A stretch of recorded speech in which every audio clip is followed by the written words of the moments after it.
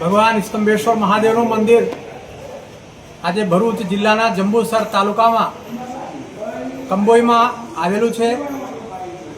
આ મંદિર સ્કંદ મહાપુરાણના કુમારિકા ખંડમાં લગભગ 550 પાનાનો ઇતિહાસ આ મંદિરનો મળે છે। આ ઇતિહાસ એનો એવો છે કે આજથી લાખો કરોડો વર્ષ પહેલાં ભગવાન કાર્તિક સ્વામીએ તારકાસુરનો વધ આ જગ્યાએ કરેલું।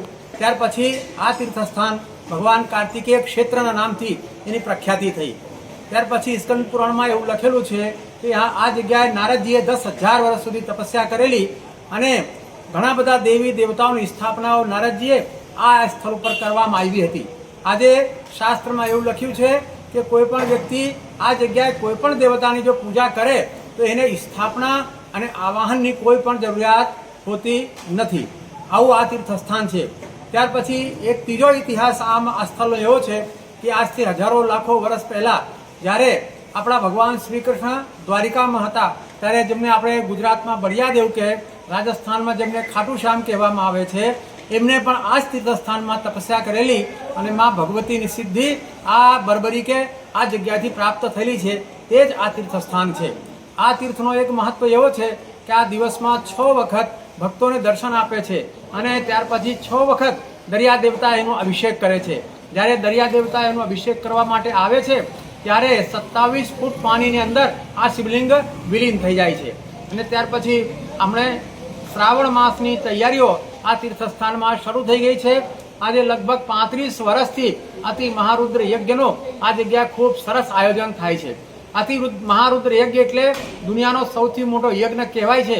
તે આજે આ સ્થળ ઉપર 35 વર્ષથી ચાલે છે।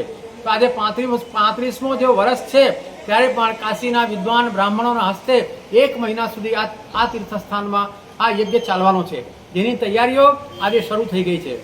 એ 1 મહિના સુધી સતત ચાલવાનો છે અને એના જે યજમાનો છે આખા દુનિયાભરમાંથી સ્તંભેશ્વર મહાદેવમાં એક દિવસ માટે અહીં આવવાના છે।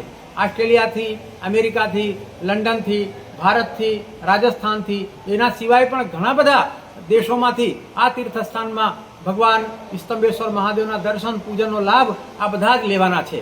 ત્યાર પછી એની અંદર શ્રાવણ માસનો જે છેલ્લો દિવસ આવશે ત્યારે એની પૂર્ણાહુતિ થવાની છે અને લાખો બિલીપત્ર, હજારો લીટર દૂધથી આ જગ્યાએ ભગવાન શિવનો અભિષેક થવાનો છે અને 30 દિવસ સુધી આ તીર્થસ્થાનમાં અખંડ ભંડારો આજે વર્ષોથી જે 35 વર્ષથી ચાલે છે આ વર્ષે પણ સરસ રીતે ચાલવાનો છે।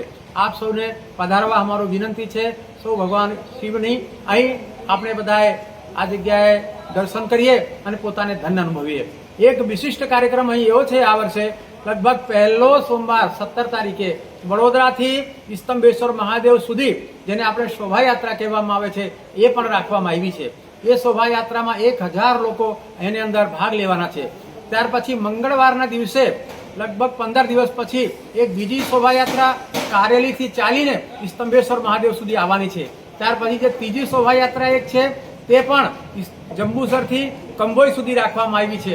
ગયા વર્ષે ભરૂચથી જે શોભાયાત્રા નીકળી તે પણ આ વર્ષે લગભગ થવાની છે। એના સિવાયના ઘણા બધા કાર્યક્રમો આખો મહિનો તીર્થસ્થાનમાં ચાલવાના છે। ગામે ગામથી ભજન મંડળીઓ ભગવાન સ્તંભેશ્વર મહાદેવની પૂજા અર્ચના કરવા માટે પણ આ તીર્થનો લાભ લેવા માટે અહીં બધા પધારવા છે। આપ સૌ પણ પધારો અને ભગવાન શિવના દર્શન કરો। જય સ્તંભેશ્વર મહાદેવ।